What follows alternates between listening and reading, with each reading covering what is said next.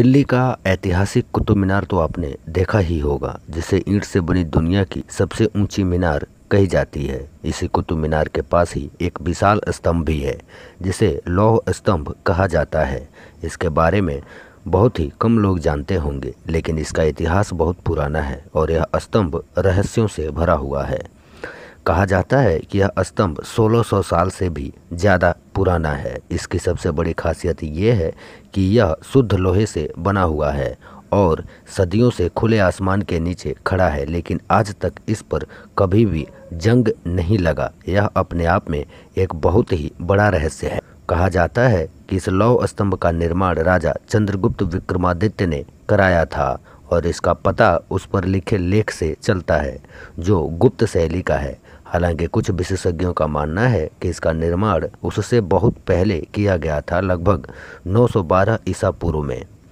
इसके अलावा कुछ इतिहासकार तो ये भी मानते हैं कि यह स्तंभ सम्राट अशोक का है, जो उन्होंने अपने दादा चंद्रगुप्त मौर्य की याद में बनवाया था। इस स्तंभ पर संस्कृत में जो लेख खुदा हुआ है, उसके मुताबिक इसे ध्वज स्तंभ के रूप में खड़ा किया गया था।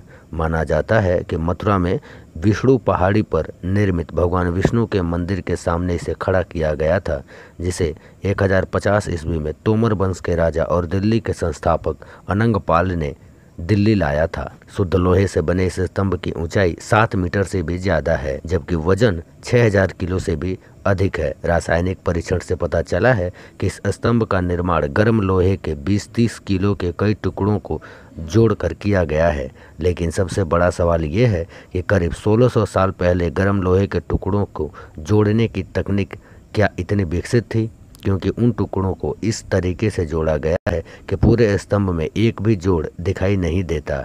यह सच में एक बहुत बड़ा रहस्य है। इस लौह स्तंभ में सबसे आश्चर्यजनक बात यह है कि इसमें जंग का न लगना।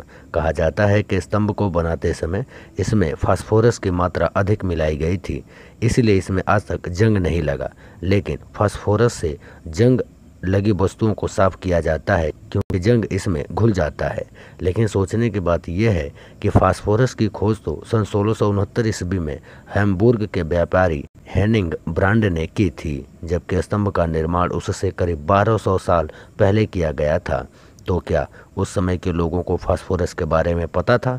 अगर हाँ, तो इसके बारे में इतिहास की किसी भी किताब में कोई जिक्र क्यों नहीं मिलता? ये सारे सवाल स्तंभ के रहस्य को और भी गहरा बताते हैं।